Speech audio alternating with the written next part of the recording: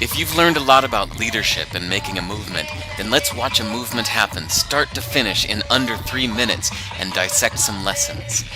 First, of course, a leader needs the guts to stand alone and look ridiculous. But what he's doing is so simple, it's almost instructional. This is key. You must be easy to follow. Now here comes the first follower with a crucial role. He publicly shows everyone else how to follow. Notice how the leader embraces him as an equal. So it's not about the leader anymore, it's about them, plural. Notice how he's calling to his friends to join in. So it takes guts to be a first follower. You stand out and you brave ridicule yourself. Being a first follower is an underappreciated form of leadership. The first follower transforms a lone nut into a leader.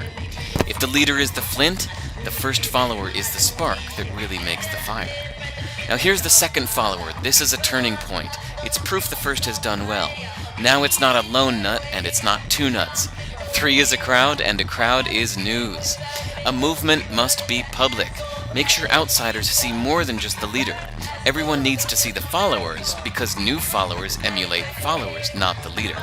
Now here come 2 more people, then 3 more immediately. Now we've got momentum. This is the tipping point, and now we have a movement. As more people jump in, it's no longer risky. If they were on the fence before, there's no reason not to join in now. They won't stand out, they won't be ridiculed, and they will be part of the in crowd if they hurry. And over the next minute you'll see the rest who prefer to stay part of the crowd, because eventually they'd be ridiculed for not joining. And ladies and gentlemen, that is how a movement is made. So let's recap what we've learned. If you are a version of the shirtless dancing guy, all alone, remember the importance of nurturing your first few followers as equals, making everything clearly about the movement, not you. Be public, be easy to follow. But the biggest lesson here, did you catch it?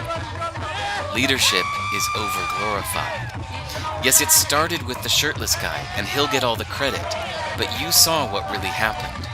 It was the first follower that transformed a lone nut into a leader. There's no movement without the first follower.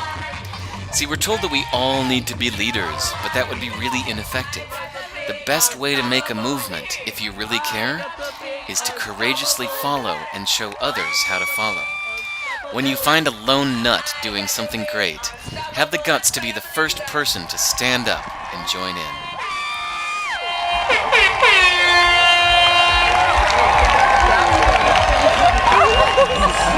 How did you do that?